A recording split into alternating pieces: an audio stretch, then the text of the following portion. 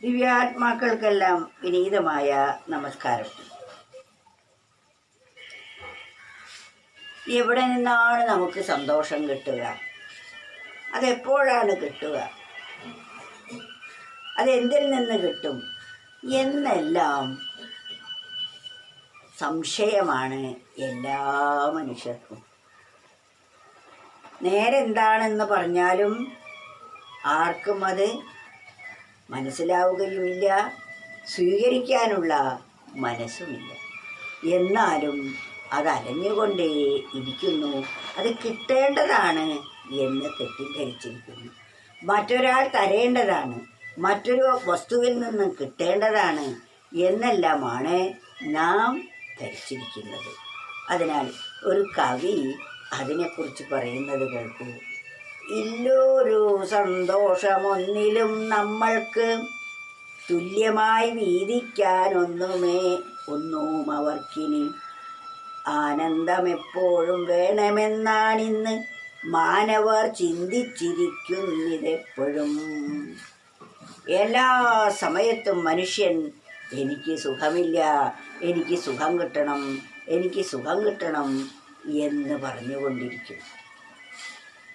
എന്നാൽ ഈ സുഖം എന്നത് കിട്ടേണ്ട വസ്തുവല്ല എന്നും നമ്മുടെ മനസ്സിനെ ഒന്ന് സ്വസ്ഥമാക്കി വയ്ക്കുകയേ വേണ്ടൂ എന്ന അതിരഹസ്യം നമ്മൾ മനസ്സിലാക്കുകയുമില്ല. ഇത് വേറൊരാൾ, സുഖമെന്ന വസ്തുത വേറൊരാൾക്ക് തരാൻ പറ്റുന്നതല്ല, വേറെ ഒരു വസ്തുക്കളിൽ നിന്ന് കിട്ടേണ്ടതുമല്ല.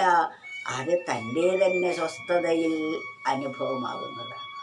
നാം ഓരോരുത്തരും യഥാർത്ഥത്തിൽ നാം ആഗ്രഹിക്കുന്ന സുഖസ്വരൂപികളാണ്. ആ ബോധമില്ലാത്ത കാലം വരെ നമ്മൾ മരീചികയെ അന്വേഷിച്ച് മാൻകൂട്ടം ഓടുന്നത് പോലെ ഓടിക്കൊണ്ടിരിക്കും. അല്പം പോലും വെള്ളം കിട്ടുകയുമില്ല. അതേപോലെ കസ്തൂരിമാൻ എന്ന ഒരു മൃഗത്തിൻ്റെ നാഭിയിൽ കസ്തൂരി എന്ന ഗന്ധം ഉണ്ടായിക്കൊണ്ടിരിക്കുന്നു.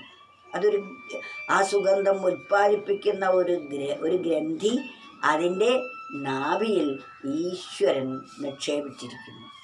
ആ സുഗന്ധം ഈ മാനിന് എപ്പോഴും അനുഭവിക്കാൻ സാധിക്കുന്നു. പക്ഷേ മാൻ വിചാരിച്ചു ആ സുഗന്ധം താൻ കാണപ്പെടുന്ന വസ്തുക്കളിലാണ് എന്ന്. അപ്പോൾ കാണുന്ന വസ്തുക്കളിൽ ചെന്ന് ഘ്രാണിച്ചു നോക്കും.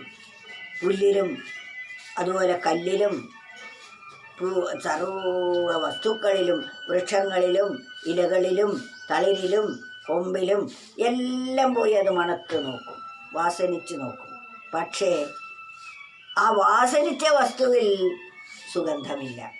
കല്ലിനെ മണത്ത് നോക്കുമ്പോൾ കല്ലിൽ നിന്നല്ല എന്ന് മനസ്സിലായി. അപ്പോൾ അത് വൃക്ഷങ്ങളുടെ വേരിൽ ചെന്ന് വാസനിച്ച് നോക്കി, വാസനിച്ചപ്പോൾ അതിലല്ല എന്ന് മനസ്സിലായി. അങ്ങനെ ഓരോന്നിലും ചെന്ന് വാസനിച്ച് അതിലും ഇതിലും ഓടി അലയുന്നു. നമുക്ക് സുഖവും സുരക്ഷയും കിട്ടുന്നത് നമുക്ക് വസ്തുക്കളെ സമ്പാദിച്ചാലാണ്, ജോലി കിട്ടിയാലാണ്, വിവാഹം ചെയ്താലാണ്. വിവാഹം ചെയ്യുന്നു, സ്ത്രീയും പുരുഷനും എനിക്കൊരു സുരക്ഷയും എനിക്ക് സുഖിപ്പിക്കാൻ ആളുമില്ല എന്ന ധാരണയാൽ പുരുഷനും തനിക്ക് സുരക്ഷ വേണമെന്ന് സ്ത്രീക്കും തോന്നി. രണ്ടുപേരും വിവാഹം ചെയ്യുന്നു. വിവാഹം ചെയ്ത് കഴിയുമ്പോൾ പ്രതീക്ഷിക്കുന്ന സുഖം അതിൽ ഇല്ല. രണ്ടുപേരും തമ്മിൽ പരസ്പര തർക്കങ്ങൾ നടന്നു വരുമ്പോൾ ഒരാൾക്ക് വേണ്ടത് മറ്റൊരാൾക്ക് വേണ്ടാത്തതാണ്, മറ്റേയാൾക്ക് വേണ്ടാത്തത് ഇയാൾക്ക് വേണ്ടതാണ്. ഇപ്രകാരം സ്വരച്ചേർച്ചയില്ലായ്മ വരുമ്പോൾ അവർ സുഖം പ്രതീക്ഷിച്ച് ദുഃഖമാണ് അവിടെ. പിന്നീട് അവർക്ക് ഒരു കുഞ്ഞുണ്ടായാൽ മതി എന്നായി. കുഞ്ഞുണ്ടായി കഴിയുമ്പോൾ സുഖമാകുമെന്ന് കരുതുന്നു. വാസ്തവത്തിൽ ചെറിയ കുഞ്ഞാകുമ്പോൾ ക്ലേശങ്ങളാണ്, വലുതായാൽ സുഖമാകും എന്ന് കരുതും. ആൺകുട്ടിയായാണെങ്കിൽ പെൺകുട്ടിയില്ലല്ലോ, പെൺകുട്ടിയാണെങ്കിൽ ആൺകുട്ടിയില്ലല്ലോ എന്ന പോരായ്മയായിരിക്കും. ആ കുട്ടിക്ക് ഒരു ജലദോഷം വന്നു കഴിഞ്ഞാൽ എല്ലാ സുഖങ്ങളും പമ്പ കിടക്കും. കുട്ടി ചിരിച്ച് കളിച്ച് കിടക്കുമ്പോൾ ഒന്ന് ആനന്ദിക്കും, എന്തൊരു സന്തോഷം. പക്ഷേ കുട്ടിക്ക് രോഗം വന്നാലോ ആ സന്തോഷമെല്ലാം നഷ്ടപ്പെട്ട് തീരാത്ത വ്യഥയായി പോകുന്നു. അങ്ങനെ ഒരു തളർവാദം വന്ന് കിടക്കുകയോ അല്ലെങ്കിൽ കുട്ടിക്ക് മാരകമായ രോഗം വരികയോ എന്തെങ്കിലും ചെയ്താൽ നിത്യ ദുഃഖം ആയി ആ വ്യക്തിക്ക് പിന്നെ ഇങ്ങനെയല്ലേ പോകുന്നത്. അപ്പം അങ്ങനെ കുടുംബജീവിതം സുഖപ്രദമാണെന്ന് തെറ്റിദ്ധരിച്ച് അതിനെ വാരി പുൽകുമ്പോൾ അതിൽ നിന്ന് ദുഃഖങ്ങൾ ഉണ്ടായിക്കൊണ്ടേയിരിക്കുന്നു. മുള്ളുള്ള ഒരു മുരുക്കൻ മരത്തിൽ ചെന്ന് കെട്ടിപ്പിടിച്ച് മുരുക്കേ നീ കുത്തല്ലേ എനിക്ക് വേദനിക്കുന്നു എന്ന് പറഞ്ഞ് ആ മരത്തിനെ കുറ്റം പറയുന്നത് പോലെയാണ് ഈ വസ്തുക്കളൊക്കെ. അവരങ്ങനെയാണ് ഇവരിങ്ങനെയാണ് എന്നെല്ലാം നമ്മൾ പരാതികളും പരിഭവങ്ങളും പറയുന്നത്. വാസ്തവത്തിൽ സുഖദായക വസ്തു അന്യമല്ല. കസ്തൂരിമാനിൻ അന്വേഷിക്കുന്നത് അതിലല്ല. തൻ്റെ നാഭി താൻ വെറുതെ നിന്നു കൊടുത്താൽ ആ സുഗന്ധം തനിക്ക് അനുഭവവേദ്യമാകും. അതറിയാതെയാണ് ആ മാൻ പലതിലും അന്വേഷിക്കുന്നത്. തൻ്റെ മനസ്സൊന്ന് സ്വസ്ഥമായാൽ അവിടെ പരമമായ സുഖമാണ് അനുഭവമാകുന്നത്. അത് സ്വസ്ഥമായി കഴിയുമ്പോൾ തൻ്റെ ഉള്ളിൽ അന്തർലീനമായിരിക്കുന്ന സർവശക്തികളും ഉണർന്ന് ആ പരമമായ നിർവൃതിയും ദിവ്യാനന്ദവും നമുക്കനുഭവിക്കാൻ സാധിക്കും. അതാണ് നാം ചെയ്യേണ്ടത്.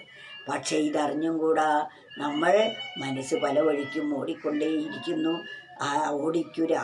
ഓടിക്കും രാഗാതി നിന്നേ മനമേ ചാടിക്കും സംസാര ദുഃഖകോപത്തിൽ കൂടാതെ രാഗാദിയോടോ മനമേ കൂടിക്കൊള്ളുക ആനന്ദത്തോടു നീ മനമേ.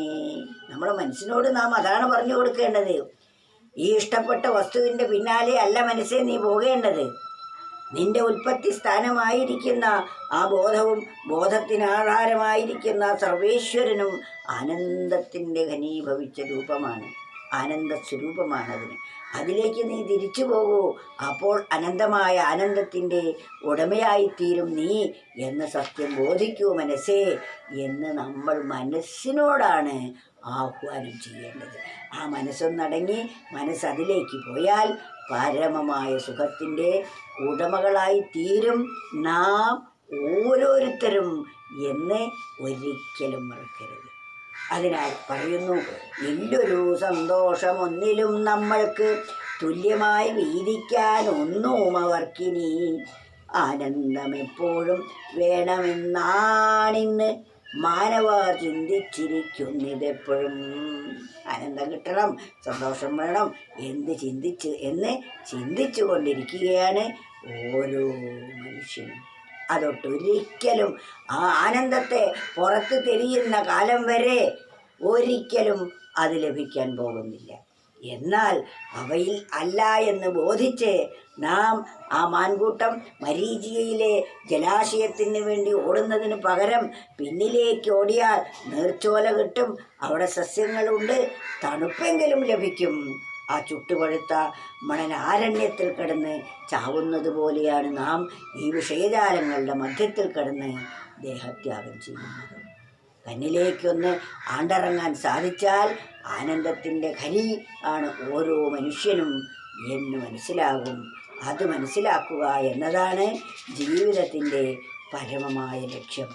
ഇല്ലൊരു സന്തോഷമൊന്നിലും നമ്മൾക്ക് തുല്യമായി വീതിക്കാനൊന്നും അവർക്കിനിയും ആനന്ദമെപ്പോഴും വേണമെന്നാണിന്ന് മാനവ ചിന്തിച്ചിരിക്കുന്നിതെപ്പോഴും.